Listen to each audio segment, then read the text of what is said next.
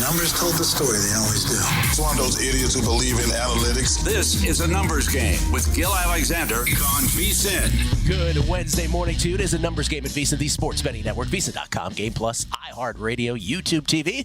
However you're taking us in, we appreciate it. It is Gill Alexander. It is Kelley Bydlon. What's up, party people? What's up, man?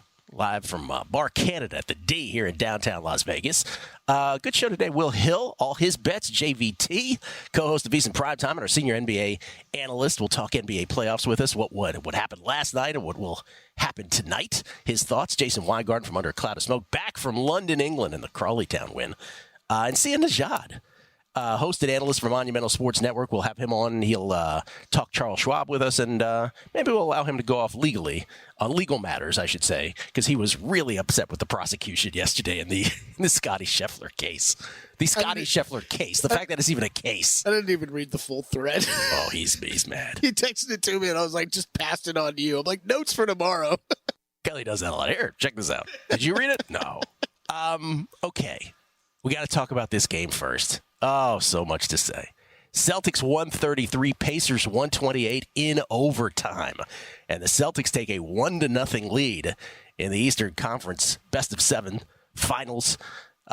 Game 2 will be tomorrow night back at the TD Garden there in Boston. You just take the red line to Park, and then you transfer over to the green line. I think, by the way, I might be wrong about that. Just making up things. No. It worked well. I just remember in the other direction, we would go to Park, and then we'd transfer over to Somerville and Medford. Okay, so here's the thing. Let's go through the specifics, and then we'll just go off on some stuff. Celtics went up 12-0 to start the game after Mazzulla successfully challenged a goaltending call 35 seconds in. That was a little no, but 12-0 Celtics out the gate. But they only led, the Celtics did by 3 at the end of the first quarter, 34-31. Obi Toppin, 11 in the first quarter, was great for the Pacers. He was 5 of 6, 1 of 1 from behind the arc. The game would be tied by the half, 57 apiece, 59 apiece, 61 apiece, and then 64-64 at the half. Third quarter, Pacers took their first lead right out of the gate. They actually went up 5, 69-64, but the Celtics immediately retook the lead at 71-69. And Kelley, that's when I got in and made a Pacers money line bet at plus 256 and plus 6.5. Okay. At that point, Celtics got it. That was a poorly timed bet because the Celtics got it all the way back to 12, matching their biggest lead. Actually got it to 13. At 90-77 with 4:15 left in the quarter. But I've been saying this now on the run-up to this series. You will believe me when I say at no point did I ever feel the Celtics were going to run away with this. I'm like, 13, that'll go away. And it did. By the end of that quarter, remember that was a 13-point lead with 4:15 left in the quarter. By the end of the quarter, it was a 94-93 Celtics by 1 after a 14-2 Pacers run. That amazing bank 3 from Halliburton to end that frame. Fourth quarter, Pacers took a 95-94 lead briefly, but they'd fall back down 5 again, 100-95. Then tied it again at 104 apiece on a Turner 3. Then a Brown and Horford miss led to a Siakam jumper, a Siakam steal, and a Halliburton assist to Siakam for a running jam. 108-104 Pacers with 4:33 left. They would not trail again in regulation. Sounds like they win, huh? No. By the way, so down the stretch of that game, huge Nesmith 3 the hard way, huge Halliburton block of a Derek White shot, a Nembhard 20-foot step back with 47 seconds left. Among the Pacers highlights down the stretch, 117-114 Pacers. Then Tatum a missed 3, and then the shenanigans begin. An Indiana unforced turnover where Halliburton just was careless with the basketball, bounces off God knows what part of his body. Yeah, it even started with that Tatum missed 3. Like Nesmith sold out for like the steal, left a wide open 3 that luckily he missed. Missed it badly. But then Indiana gives it right back. That's the first bad turnover. Then a White missed layup and a Tatum missed jumper, and the Celtics foul. So Indiana to inbounds, and Rick Carlisle, which he admits later was his mistake, does not advance the basketball. So they're inbounding from the side, not up court, and Siakam's jersey immediately gets pulled by Brown. J.J. Redick says it out loud. No call, no whistle. And then it's another Indiana horrible turnover on the Nembhard inbounds because it caroms off of Siakam out of bounds as he's like streaking towards the baseline. No idea why Nembhard was impounding. No idea why they didn't take a timeout. No idea why he didn't take a timeout once he realized he had nowhere to pass the ball. That's right. It's not like he didn't have timeouts. So just over 8 seconds left. Boston gets another reprieve. They're down 3. They should have lost this 3 different times already. And here is where I gotta stray from everybody else. On this show, and I'm only going to bring this up, people are going to think I'm saying it to like chest flex or something. I'm just saying it to establish the cred. I've talked about fouling up 3 on this show since the dawn of time, since we've been on the air. And now I think everybody does it. So I just say that to say, this is actually one of these times where I was not upset with the Pacers not fouling down 3. And I'll tell you why. It's because of how the play developed. Just over 8 seconds left. Brown is in the corner. But Siakam wasn't in position on the catch to foul him. And so you can't then just blindly, either you didn't watch how the play developed, you didn't play enough basketball to know that you can't then foul retroactively, or you're just performatively wanting to be outraged about it. But that's the least thing. I'm a guy who has the Pacers in 7. I'm very angry at the result of this game, but I wasn't pissed at that. That's not the part I'm upset about. That's the least thing. It's like, okay, sometimes, and Brown hits the biggest shot of his career. Jaylen Brown does. Sometimes it just happens that way. 117. Keep preaching, man. Keep preaching. We're going overtime. By the way, at that point, going in overtime, Indiana was 3 for 3 from the line. Boston was 17 of 23.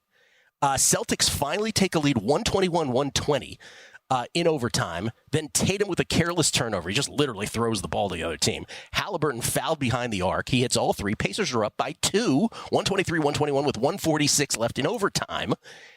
Then it's all Celtics. Tatum 3 the hard way. Halliburton turnover forced by Drew Holiday. At least this one was forced. He was awesome. Then a Tatum 3 to put the Celtics up 4 with 42.8 seconds left. And then Brown stole it from Siakam, and it was Katie Barr the door. Celtics win it 133-128. 32 Celtics points. I can harp on the free throws. Celtics had 30 attempts. Pacers had 10. But the real story was 32 Celtics points off either 21 or 22 Pacers turnovers. Oh, my God. There seems to be some debate about that. So glad you brought We didn't even this talk up. about this. So I heard both as well. Yeah. I've heard both as well. So, and by the way, and the Celtics 15 of 45 from 3. What are you doing throwing up 45 threes? Okay, I just have to make this point. Now let me just say. So I split the 2 in-game bets. The plus points, but I lost the money line, obviously. I'm not, whatever about that. Obviously, I have the Pacers in 7, as I talked about, and you wanted, obviously, in the situation you were in, you wanted the Pacers to win that game the 3, 4, 5 times they had a chance to win it. So that was really upsetting. But I got to say this again, because I said this last year, and I want to bring this up, Kelley, and I want to bring it up respectfully as a handicapping point about the NBA specifically, which is last year, let me be clear, I didn't have the Heat to beat the Bucks, but I did have them to beat the Knicks, and I did have them to beat the Celtics, and then I stopped because I knew the Nuggets were going to crush them. But the point I made last year stands here now, which is I feel like if you're an NBA hardo, like we call our tennis hardos, I feel like if you're an NBA hardo, there is a pitfall in the NBA for handicappers that doesn't exist in other sports, that you can get so wrapped up in the numbers of the regular season that it ends up really potentially hurting you in the playoffs. And I'm going to say this after the Celtics still won that game and the Pacers lost, because I don't want to always say it in a favorable position, because I think the process means more than the actual result here. But I think the entire run-up to this game and to this series, and I'm not going to mention any names because it was everybody, when I said that I had the Pacers in 7 and I had the Pacers as a puncher's chance to win this series, everyone to a man dismissed me summarily. And I tried to be as polite as possible and say, the willingness to get behind the Celtics over and over is kind of amazing to me. And I just feel like the regular season in the NBA is so much different than the postseason, right? The management of 82 games is so different. It was much more stark with the Heat because people understood, they gave their best in the playoffs. They really didn't care in the regular season. Right. But I do think the flip side of that is overrating the Celtics is a thing. And now I think after one game, people get that the Pacers can be very competitive in this series. By the way, when I said to people after the game yesterday, I was like, as pissed as I am, I think the Pacers get now. They can win this. And I got the same thing back of, now they're really going to lose in 5. Well, maybe you're right. Maybe they'll get swept. Maybe they'll lose in 5. That could be the case. But I think the point remains about basketball. Remember, with baseball, it's the format. I think this is all fair. The format incongruence in baseball is the problem. But I just think basketball becomes a different game. Yeah, and I think really the teams that you're bringing up, I think specifically are great examples with it. I mean, you brought it up, 15 for 45, a team that relies so heavily on the three. The thought that to think that they're never going to lose a game or anything, it is a little wild. I think they're a great team, but I hear. I think it's a great point. Can we just go back to the three thing real quick though? Yes. Oh my gosh. You agree with me? Oh, 100. I mean, yes. I'm in shock today, Gill. I'm in shock over how I can't believe the conversations around sports media I'm waking up to of foul up three. As you said, we've been talking about this forever. Well before everybody, I think. We are absolutely on team foul up three. 100%. You had no chance to do it in that situation. What are we even talking about? It was terrible defense on the inbound. They didn't switch. So Siakam got caught up in the screen. And then Siakam did the right thing. He cannot foul there. You have to let the miracle shot. He did a great job of not fouling. Right. Yes. I mean, the two turnovers before that were horrific. I mean, somehow the Halliburton one gets covered up. I mean, he just dribbled the ball down the court and lost it off his foot. Like he forgot how to dribble all of a sudden. I was like, what am I watching?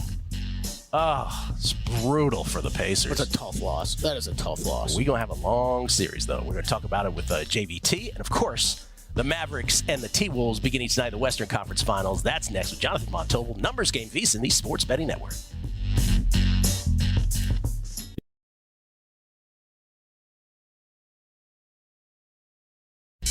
A numbers game on VSiN, the Sports Betting Network. For a limited time only, we're offering our annual subscription at an unbeatable price, normally priced at $240. That's American. You can now grab your subscription for just $199. Sign up today. We'll also give you an extra 2 months for free. That's 14 months of VSiN Pro access for less than 50 cents a day when you use promo code ANG. With VSiN Pro, you'll gain instant access to our daily best bets with a leaderboard to see which VSiN expert has the hot hand, betting splits to show you where the money and bets are moving for every game, betting systems, premium analysis, 24/7 video access, all of that at VSiN.com/subscribe. Go there today to claim your 14 months of VSiN Pro for only $199 with promo code ANG. The promo code, folks, is ANG. That gets you 2 months for free. Those 2 months coming out of JVT's salary. That's right. That's what we heard. That's VSIN.com/subscribe. Gill Alexander, Kelley Bydlon, JVT about to join us. I just want to say one thing real quick here before we get to John, which is just following up on our conversation in the first segment, the part about the Celtics shooting 45 threes. We talk about this in football all the time on guessing lines. What's your betting truth serum? Like if I have a bet, what do I want the other team to do on fourth down? That's where it usually comes up, right? Yep. If I'm betting against the Celtics, every time Tatum or Brown, but Tatum specifically, takes it to the rack, I'm like, oh, no, this is not going to go well. Every time he shoots a three, it's a victory. Every time. Yeah, no, I hear you. And the other thing is you pointed out. Why do you think I love like Giannis and Zion so much? Oh, yeah. It's no thought going hard to the rim. How are you stopping that? The other thing is you just mentioned this off air. It is official now that Inside the NBA has one more year left on TNT. Yeah. As we know it, Ernest Johnson and crew there with Shaq, Chuckster, and the Jet. And it's going to go to NBC. NBC has outbid TNT. Is that the word? NBA finalizing media rights deal with ESPN, NBC, and Amazon. And Amazon. That is per so sports business. You'll get Round Ball Rock with John Tesh again. Here's the thing, though. This memo just in. Michael Jordan is not walking through that door. Like 90s basketball is not actually returning. It's just the Round Ball Rock. Dun, dun, dun, dun, dun, dun. Have you seen the video where he like tells it on the answer? He has it on his answering machine. He woke up. He dreamt it like McCartney dreamt yesterday. That's what that's his little story. Yeah, that's right. I've heard that. Anyway, the greatest studio show there ever was in any sport, which everybody else tried to mimic but never could capture the chemistry. One more year of it. JVT joins us. Jonathan Von Tobel. He's the co-host of VSiN Prime Time. Weekdays here at the network. And, of course, he's our senior NBA analyst. He joins us now courtesy of the Progressive Guest Line. How about that game last night, John? Yeah, it's pretty disappointing, actually. As somebody, and I think, Gill, I think at the very least, I think you're in on this, but as somebody who's holding Indiana plus 2.5 games, would have been really nice to take one of those there, and you should have. The win probability, we can go through it. Inbounding up 3 with the other team under 10 seconds, no timeouts. I think since tracking's been a thing, I think the guys at ESPN had this stat. Pacers are the first team to lose that game, so that's a brutal way to lose that thing, man. Yeah, the stat 97%. It said that was their win probability at that point. I would argue it's probably higher. Probably. Yes. Yeah, the stat goes back to 1997, but if you hear that at all today, it's what JVT's talking about. That's when they started tracking this stuff. Yes. So it goes back even further. It's just, and do you agree? One of the things, Kelley and I did not talk about this before the show. I just sort of go into my rant and then he reacts to it. As upset as I was with the Halliburton turnover with just, with like 40 some seconds left and the horrible Carlisle decision not to call timeout or advance the ball. And then, Siakam's jersey gets tugged and Nembhard throws and Karam's up. Like that stuff was awful.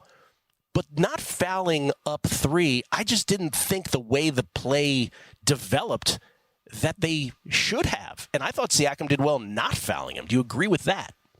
Yeah, no, I think I would generally, that's a tough spot because then, of course, you foul, he hits it, then it's an N1 opportunity. What I kind of quibble with more in that scenario is why even have defenders along the interior? You know what I'm saying? Like, why not just put everybody along the perimeter, 2 guys in the corner, 2 guys on the wing, but 1 guy at the top of the key? They need a 3 there. Like, they've let them get a 2-point shot. Who cares if they do it in that instance? So I'm more of, because I'm with you. I think it's easy to just say, why don't you foul? Like LeBron, I think, tweeted out, that's why I foul up 3 every time. But I think it's easier said than done in that situation. For me, I'm just camping my guys out along the perimeter and just going, go ahead and take a free bucket inside. We don't care. We're up 3 with less than 10 seconds left, and I believe you don't have timeouts. Like, you go ahead and try or do whatever you need to do, but we're camped out here, and we're going to be here to defend. I think that, for me, was the bigger one. Strategy-wise, there's no need to put guys along the interior and defend in there. There's no need for it at all. That's a good point. Gil, we didn't even bring that up in the first segment. LeBron tweeted that. Yeah. How did LeBron tweet that? He doesn't think that. There's no way he really thinks LeBron, that. Mr. Foul up 3. Yeah, okay, buddy. Come on. How are you fouling there without Jaylen Brown getting the shot off? You're right. Last thing on this, before we get to the Mavs and the T-Wolves. Celtics are 9-point favorites again in Game 2 tomorrow night. The total's at 224.5. Are you in the, oh man, Indiana can't possibly bounce back from that kind of defeat camp? Or are you in the, oh, Indiana, even though they lost, they are going to come back in Game 2 and do to the Celtics what their previous playoff opponents did to them in Game 2s? I mean, I don't know if it's identical to Game 2, but I don't think you're scared off of Indiana. It's not like they did anything that was completely unsustainable, I think, in that first game. They only shot 35% from 3, so it's not like they went out there like Miami did in that Game 2, right? Shot 55% from 3 and took a game, or what Cleveland did in their Game 2, which was shoot over 55% from the floor, over 40% from 3. Like, they had a really good day at the rim. Pascal Siakam had a really good game, as did Tyrese Halliburton, but I didn't watch anything. I don't know about you, Gil, but I didn't watch anything last night that told me that Indiana cannot repeat a similar performance and push this team again. So if somebody came into this, right, thinking that, I thought they were going to be pretty competitive in the series, I would not be scared off of Indiana in any way, shape, or form after that yesterday. Indiana's series price adjusted to plus 800, 8-1 now on the comeback, down 1-0 in the East. In the West, T-Wolves minus 170 is where the series price has sort of settled in after sort of getting past that, now settling back a little bit. Tonight, T-Wolves favored by 4, totals 206.5. How do you see this, John? So I think for a series perspective, I like Minnesota, and full disclosure, I do have this futures ticket on Minnesota, but I think even just dropping in with nothing, I think that Minnesota is uniquely equipped to kind of handle this matchup. One of the things that I think is really underrated about Dallas' win over Oklahoma City is the way their role players carried them through that series. Like Luka Doncic had a good end of the series, but Kyrie Irving was quiet. But guys, Derek Lively, when he was on the floor, the Mavericks outscored the Thunder by 71 points in that series. You had Derek Jones Jr. shoot 37% from 3. You had PJ Washington give them 17 and 8 on 47% shooting from 3-point range in that series. Those guys really helped them carry them along. And I think that when you look at the way that Minnesota can defend, when you have Jaden McDaniels and Anthony Edwards for Kyrie Irving and Luka Doncic, when you've got smart defenders in Mike Conley, where you can put him wherever, but even if he gets switched on, it's a size mismatch, but he can still, of course, defend at a really smart level. We know what Karl Anthony Towns, Rudy Gobert can do. We know how good your bench can be. I think that this is a team that is equipped to do this. And they're not going to have to help off the defenders because they're going to trust their guys to hold up in one-on-one situations. I think that this is a quieter series for those role players for Dallas. I think that puts a lot more onus on the shoulders of Kyrie Irving and Luka Doncic. I put this in the write-up for the series. If you look at it from just an individual statistic basis, the Mavericks were one of the best isolation scoring teams in the NBA in the regular season. Makes sense. They have the best isolation scorers in the NBA. The Timberwolves were the second best isolation defense in the NBA in the regular season. They have a bunch of guys who can hold up in those situations. And I think over the course of this series, that lends itself to them winning this thing. So I think they're in a pretty good spot. I know that generally game sevens are the winners of game sevens are teams that the market would like to play against. But we saw yesterday, right? We had a winner of a game seven go in there and cover a number against the Boston Celtics. And this team's going to be at home. I would really just be on the side of Minnesota. I like them in the series. And I kind of think that they have the potential to end this pretty quickly in 5 or 6 games if they play to their level on defense. I like that. You agree that if the T-Wolves win it all, Tim Connolly pulled a fast one over all of us, and he gets to say, I don't care what y'all said about my Rudy Gobert trade. It did exactly what I thought it would. Yeah, well, it isn't that. So that's one of the cooler stories. And not, Rudy Gobert stuff aside, Gill, Tim Connolly was part of the front office that goes and puts together Denver. Yes. Denver goes and wins a championship. Then he goes to Minnesota and goes, I'm going to build a team that's somewhat similar, that's going to be better than that team, beat them, and then maybe compete for an NBA Finals once more. Like, that's incredible to see what a front office guy can do. But absolutely. And I think that, I was somebody, and Kelley knows this, I was in on Gobert since last year in this trade. I thought it would work. I had Timberwolves futures and overs last year, and they were punching fire extinguishers and Kyle Anderson and each other and all that kind of stuff. But I do think that on the surface, when you looked at it, this could work. And now all of a sudden you're going, well, heck, it's successful in the Western Conference Finals, and who knows? But I would agree, generally a trade that was mocked, now you got to look at it and go, holy smokes, this is going to work for them. And by the way, that ignores all the ownership nonsense that they got to deal with, right? And everything they're going through. It's insane. Yeah, I think I've been saying for a couple weeks now, it would be the biggest collective eating of crow for maybe you aside, but for all of us besides you. Last thing, I want you to give a pause before you answer this. What is the NBA Finals matchup that would be most intriguing to you? Oh, I don't have to pause, but I'll pause anyway. I think it's Minnesota and Boston. I think Minnesota-Boston would be so much fun. When you talk about the level of defense, the regular season series between these two were absolutely phenomenal. I think that the matchups, being able to see Anthony Edwards go against a Jason Tatum type, Rudy Gobert and Kristaps Porzingis and Karl Anthony Towns and all the front courts, all the different machinations, everything that you would see between those two. And I think good home courts as well. I'd be totally down with that. Yeah, I thought thank you for the performative pause, by the way. I thought that pause might make someone go, actually, Minnesota, Indiana, or Dallas, Boston, something like that, but apparently not. John? Indiana, Dallas would be incredible. It would be incredible. Thank you so much, John. Appreciate it.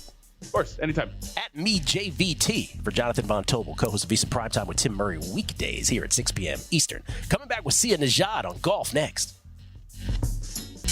A numbers game on VSiN, the sports betting network. This segment is brought to you by ZYN nicotine pouches. Few things are as rewarding as winning the big game, but rewards from America's #1 nicotine pouch come close. ZYN nicotine pouches are smoke-free, spit-free, hassle-free, and can be enjoyed from anywhere, anytime. It's available in a deep roster of varieties and gives you the choice of 2 strengths. Whether you're managing your fantasy lineup on the go, watching the game from the stands, or cheering your favorite team from the couch, you can get the nicotine satisfaction you want with ZYN. Plus, with ZYN Rewards, every can of ZYN earns you points towards premium items like tailgating gear, top-of-the-line tech, kitchen accessories, and even gift cards. In fact, it's the only nicotine pouch brand to offer an expansive reward program, with new items added seasonally. Find your ZYN at your local convenience store or online at ZYN.com. That's ZYN, ZYN.com. Warning, this product contains nicotine. Nicotine is an addictive chemical. Kelley, if I've said it once, I've said it 100 times. Some things in life are spit-free, some are hassle-free, but it's rare that they're both. I can't even count how many times you've said that. That is true. 100, 200, who knows? Ladies and gentlemen, you will notice that our next guest never goes to a gym and is not well-groomed at all. He's Sia Nejad, host and analyst for Monumental Sports Network in D.C. at Sia Nejad, SIANEJAD on the Twitter machine. Courtesy of the Progressive Guest Line, he comes to us. How you doing, Sia? I'm doing well. Listen, it feels like we're talking everything right now. We got NFL to talk about, NBA playoffs, NHL, MLB, PGA. I feel like people think this is a slow time of year. It's not slow at all. I'm enthralled. At all. You know what else is in full throat is golf legal analysis. And before you get into anything else, I want to commend you because Kelley sent me your thread yesterday, your video. First of all, I just want to get because you're an attorney by trade. People should know that. And this was a video of of the prosecution in the Scotty Scheffler matter. I can't even call it a case. It's so ridiculous. Yes. Trying to argue with the judge that there shouldn't be a delay here. It was so embarrassing, man. It was a classic case of an attorney trying to do all the attorney things while the camera is rolling and while the lights are on. And this is what we see. I mean, this is what I saw practicing law for 13 years as a trial attorney. I mean, I saw this so many times where attorneys are sometimes out there just to sort of prove themselves instead of get it right. They want to be right instead of get it right. And I thought this was actually truly embarrassing, especially considering, in my opinion, these charges probably should have been dropped within 48 hours of actually being levied. But the long and short of it is he was arguing against a motion to continue the arraignment by a couple of weeks, mostly due to a scheduling conflict that defense counsel had. These things are so routinely granted that they're almost never in front of a judge because counsel typically agrees to them beforehand. It was laughable. I mean, to the extent motions to continue are not granted, it's usually when you're deep into the case and the delay is causing prejudice to the case, or if it's just completely unnecessary. But in a preliminary matter like this, things like this, you don't waste the court's time with things like this. And the real irony here is he was trying to suggest that, hey, we don't want to treat Scotty Scheffler any different than your common everyday citizen. By actually being an antagonist to this motion, he was actually treating Scotty Scheffler differently because the common person would have had this motion to continue granted right away. And oh, by the way, Gill, the provision he was arguing, the support for his argument was a misplaced provision. It was actually unbelievable. The when appropriate provision, both counsel and the judge were like, hey, this applies to remote appearances. It doesn't apply to whether the defense counsel can have a motion to continue granted. So he didn't even have literally a leg to stand on. It was laughable. And it's part of the reason, if I'm being perfectly honest with you, this is a very small illustration because this isn't, at the end of the day, this isn't a big deal as far as the case is concerned. It's an illustration of why I don't practice law anymore because of things like this that are so beyond ridiculous and so beyond a waste of people's time. It's just, at a certain point, you say to yourself, do I want to do this for the rest of my life? And the answer for me was no. I love that. That's very honest. 3 minutes of outrage with Sia Nejad. That was awesome. It literally was the guy was going and goes, the sky is not blue. And then the defense was like, what do you mean? You know the sky is blue. It's always blue. He goes, and then he goes to the judge. He's like, so the sky isn't blue, right? It's just so ridiculous. All right. Charles Schwab, a challenge. What are you looking for here? What's the course? And in terms of what does the course dictate for where you're looking for from the golfers themselves? Well, first of all, speaking of Scotty Scheffler, it dictates that I want to take Scotty Scheffler out of the market entirely because he's so good. And I do think, this course doesn't necessarily emphasize his strengths. I mean, his strengths are everywhere, if I'm being honest. But, you could say that this course, which is a positional kind of strategic, not a plotter's course, but a strategic course where approach play and putting are really going to come into play, probably around the green a little bit as well, where off the tee is certainly minimized. You could make the argument that, well, maybe this isn't the tournament for Scotty Scheffler to win, especially coming off, having a child and having this attorney stuff kind of just lingering in his head each and every day. With that said, I'm looking for accurate players off the tee. I'm looking for guys that are dialed in with their mid irons, which I'm sure Kelley is looking for the same thing. I'm looking for some around the green play and some spike putting. I tend to look at putting a little bit more in cases like this in terms of saving par, bogey avoidance, things of that nature. So yeah, I'm looking for guys that are kind of down the board a little bit, but I'll say this, in the outright market, I'm betting the market that most books are offering without Scotty Scheffler. So that if Scotty Scheffler wins, my outright still have a shot. Of course, I'm taking a shot with the points there. In other words, a 60-1 shot all of a sudden becomes a 45 or a 50-1 shot. I'm willing to do that to avoid the Scotty Scheffler scenario. How many books are offering that, Sia, generally?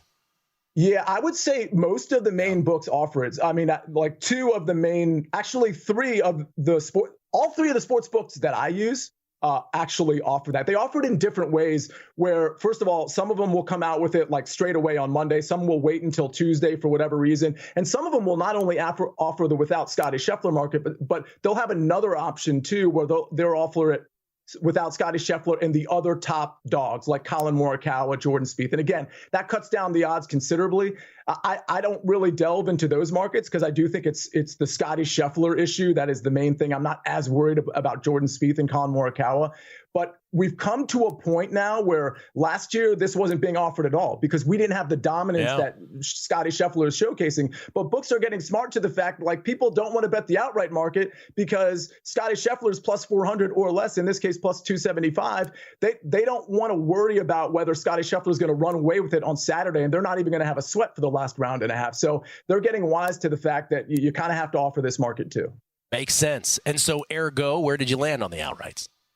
Yeah, I landed again without Scotty Scheffler on Sepp Straka, who missed the cut at the PGA Championship, which is just fine. I mean, his upside has been showcased plenty over the last couple of months. He's shown the ability to take down a tournament. Without Scotty Scheffler in the market, I'm getting him at around 35-1. Again, I love his ability to spike. He's an accurate driver. He can be dialed in on approach and with the putting. I like Aaron Rai for the same reasons. He rates out extremely well for everybody. I see Kelley kind of nodding his head. Very accurate driver. Very good with the mid irons. The around the green and putting is okay. I would say it's about field average, but he has really shown me something over the last couple of months. The finishing positions are there, and he's got some decent course history here as well. A couple of long shots in the outright department.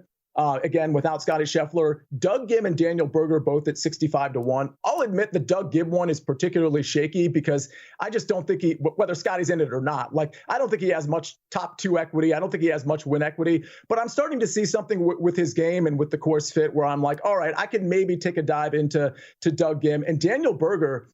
Listen, he was injured for a long time, but the ball striking is back. He's an excellent course fit. His history here is excellent. I'm trying to get him on the upswing. So again, without the Scotty Scheffler market at 65-1, a guy that I know has the pedigree to win on this course and has the history that has won on this course, 65-1, I think that's super sneaky. I'm smiling with the Doug Ghim stuff because just sort of anecdotally watching what comes up on golf models from all y'all over time, Doug Ghim has to be the model, model champion. I might have got on a rant on that on this week's long shots really? where I was like, I can't do it with Ghim anymore. He's up there. It doesn't even make that much sense to me this week. He shows up in every tournament. It's always, approach is usually the most important stat in golf, and he is great with his irons. Also, real quick, first round leaders, because that's where you've made your hay, Sia. What do you got there? Yeah, and by the way, I'll say with these outrights, I have a lot of them, including Doug Ghim in the top 40 market with Aaron Rai, with Daniel Berger, some long shots, CT Pan, Ben Coles in the top 40 market. I got 4 first round leaders for you. Sepp Straka. These are all morning wave guys, which there will be likely an advantage for the morning wave guys, as there usually is. Sepp Straka at 50-1, Christian Bezuidenhout at 50-1, Austin Eckroat at 50-1, and Aaron Rai at 55-1. Those are my 4. Okay, in top 40s, you got Rai, Berger, Ghim, CT Pan, and Ben Coles as well. Okay. And Ben Coles 5, yeah. Ben Coles 5. Sia, always a pleasure, and thank you for that legal perspective. And honestly, like I felt it when you said that thing about you just wanted to get out of the profession from stuff like that. That hit hard. That's interesting. Appreciate the honesty. Truly. Yeah, I mean, truly, it's one of many reasons, and I don't want to cast this over every single attorney. It's not like every attorney is like this, but it's stuff like this that got me out of the profession. Yeah, makes sense. Makes total sense. Sia Nejad, everybody, at Sia Nejad, SIANEJAD. Thank you, sir. Appreciate it. Thanks, everybody. Appreciate you. We'll come back. We'll dive a little more into the Western Conference Finals. A Guardians update, our daily Guardians update.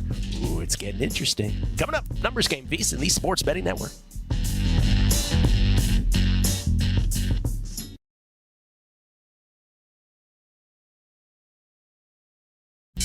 A Numbers Game on VSiN, the Sports Betting Network. Producer number 9 is down a round ball rock rabbit hole, if you know what I mean. We're so close to crowning an NBA champ, and with the action heating up on the court, it's even hotter at DraftKings Sportsbook, an official sports betting partner of the NBA. New to DraftKings, listen up if you are. New customers get a no-sweat bet up to $1,500. Just deposit at least $5, and you'll get a bonus bet back equal to your first bet if it does not hit. Download the DraftKings Sportsbook app now and use code VSiN. The crown is yours. Gill Alexander, Kelley, Bydlon. live from Barcanada, the Barrage, here at the D, downtown Las Vegas. You enjoy that John Tesh video?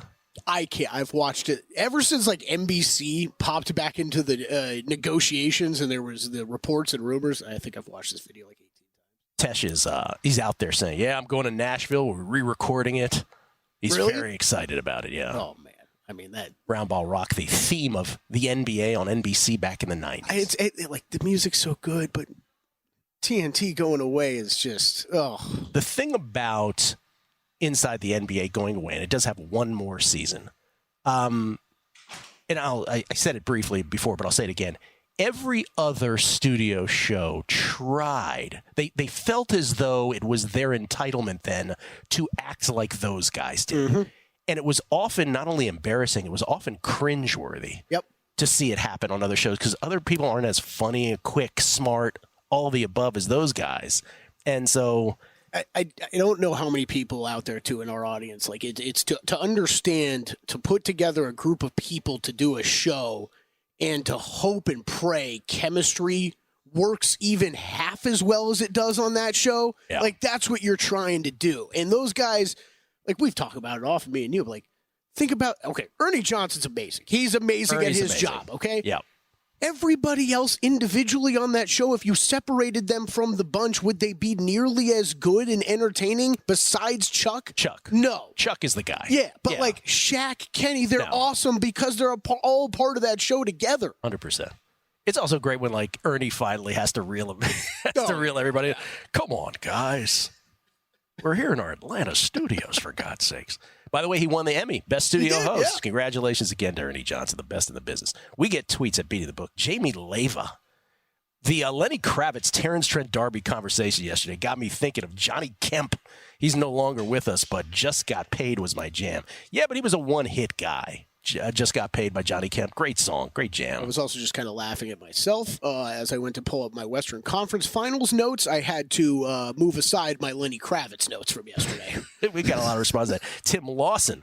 I hadn't thought twice about Lenny Kravitz until you guys brought him up. Now that's the only lens in which I can view him. For those who missed it, Kelley and I really wanted to analyze the career of Lenny Kravitz yesterday. Sort of came up organically. Just because I don't know who was pushing back on Twitter with you of the overrated thing. That wasn't the conversation. No. The conversation with not about overrated. I think he's a perfectly fine musician. I just don't know why he's so famous.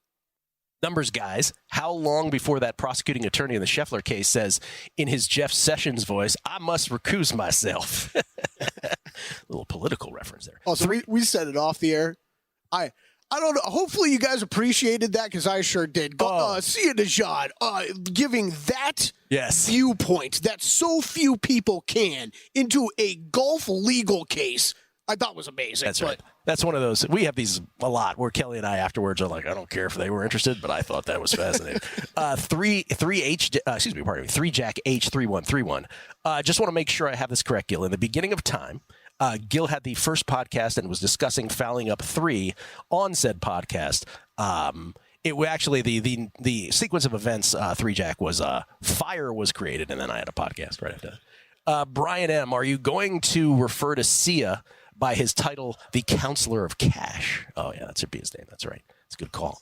Real quick, our daily Cleveland Guardians update. A moment with the Cleveland Guardians. Well, it's getting interesting in May. Once again, we had them in March, April for most wins.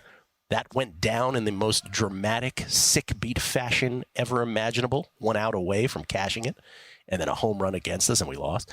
Took them again in May at 16-1. Again, the schedule dictating to me that was worth a bet.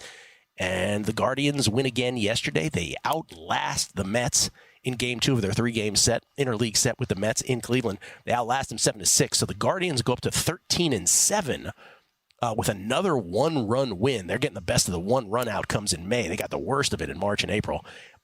And we also had a little help above us. The Dodgers got beat by the Diamondbacks 7-3. The Yankees fall to the Mariners. So right now, the only team with 2 more wins than the Guardians is the Phillies, the March-April winners, who are the only team to get to 20 wins in March-April. They're 15-3. They simply don't lose games. Dodgers are 14-5, Yankees are 14-5, and then it's Royals 13-6, Guardians 13-7. Guardians have 8 games left, as do the Dodgers. Yankees, Royals, Phillies all have 9 games left. So Guardians play early this morning against the Mets. I bet them every day, Kelley, as I tell you every day. Would be very nice for the Guardians to get the win into their day off tomorrow, because we got to get through that day off rooting against teams. But right now, still alive. Yeah, those pesky Phillies. And again, the Guardians' schedule does not get difficult. It's Angels coming up. It's Rockies coming up, though on the road. And then it's the Nationals for the final game. So just keep winning, and we might be able to cash this. Can't remember who the tweeter was. I forget. I think it was James Sott, who was like, I love watching this Guardian scoreboard because it's like they're a horse coming down the stretch, getting closer and closer. So we'll see. Got to keep winning, though. Okay. By the way, the Phillies, can we just point this out before we go to your thoughts here? Ranger Suarez, the latest Philly pitcher to win a game. Ranger Suarez goes to 9-0 on the year for the Phillies in their win over the Rangers yesterday, with a 1.36 ERA. What? After he tossed 7 innings of 1-run ball yesterday. So he's 9-0 with a 1.36 ERA through 10 starts. To put that in historical perspective, and I'm still a baseball geek at heart, he's the first pitcher to start 9-0 with a sub 1.50 ERA. Again, it's 1.36 through 10 starts since Hall of Famer Juan Marichal did it in 1966. And the only other AL or NL pitchers to do so since earned runs became official in 1912 are Hall of Famer Walter Johnson and Cy Falkenberg, both in 1913. I'm totally claiming Cy Falkenberg. I don't care if he is or not. Oh, that's like, I thought you were just making up names. That's it. Big Cy Train. Falkenberg. That's the coolest name I've heard. Cy Falkenberg. What? That's awesome. Yeah. Juan Marichal and Ranger Suarez, who again used to be a great 5-inning pitcher, was super great in 5, but because he didn't go past 5 in a previous iteration of his career, you could only laud him to a certain point. But now he's actually going deeper. Now he's stacking up and he's W's. Unbelievable. Please lose, Phillies, for God's sakes. 5-1 to win Cy Young now. 5-1. All right. Real quick, you didn't get to chime in on the Western Conference, even though JVT did. What do you think about the T-Wolves and the Mavs? Fascinated. I think it's going to be a great series. Really looking forward to it. And hey, man, if we get, we might get 2 really good series here based off of last night. That's great. We were talking off air. I'm joking. I love we get to this point where I talk so much NBA with JVT. We've done so much since the beginning of the season, and you get to the point where the futures tickets finally come to fruition, and it's, I got Mavs, you got Timberwolves, buddy. Sorry, someone's got to lose. I love you, but I hope you lose your money with this. Which is the only time it's appropriate, really. It's the only time it's appropriate. Oh, there's one other. I was telling you when I had the Braves bets the other, and Jeff Parles, my Grover Cleveland producer, is a big Mets fan, right? And he was like, "I hope you lose every one of them." I was like, "Okay, that's fair." I think if I was dropping in right now, I do agree with JVT. It would probably be looking at Timberwolves. I do think they'll have an advantage in the series. We've talked about this defense and how good it is. I keep referring to the Zach Cohen note, but where they ended up finishing regular season defensive rating, the gap between them and who was number 2 is the same from 2 to 13. That's how good this defense was. It's going to be different. You and I were talking during a break. It's going to be different from the last series with the Nuggets, though, what their offense did. Obviously, a lot of ISO ball on the Mavericks side, like JVT talked about. Gobert's going to be it's a little bit different job for him this time around, where the Mavericks have been so good with their centers and in the paint and controlling the glass so far these playoffs. You're going to see Gobert really battling for boards and playing with bigs down in the paint and not being able to roam as much, which I think he's going to have an advantage on the glass in that situation, but it kind of takes him away from his best ability, which is that roamer and kind of being able to jump out on whoever's got the ball. But you've got some of the best isolation defenders in the league on Minnesota's side going up. It's going to be heavy Luka and Kyrie in this series. JVT talked about the role players getting involved and being so critical for the Mavericks in that last series. That was partially by design by the Thunder defense. They wanted to let those guys beat them instead of Kyrie, Luka. Timberwolves defense, too long, too talented. Those guys aren't going to get those same looks. They get one, though, Gill. I think Mavericks they're live tonight. I like them tonight, game 1. This is their best chance of taking one in Minnesota. I did bet the Mavericks to win game 1. This little parlay these books are hanging out. Game 1 to the Mavericks, series to the Timberwolves. plus 575, a little bit of a hedge for me. I think Mavs are live tonight, though. I like them. I find the Mavs the least fun to watch of the Final Four teams. I think that's fair. Will Hill next, and who's playing quarterback week 1 next?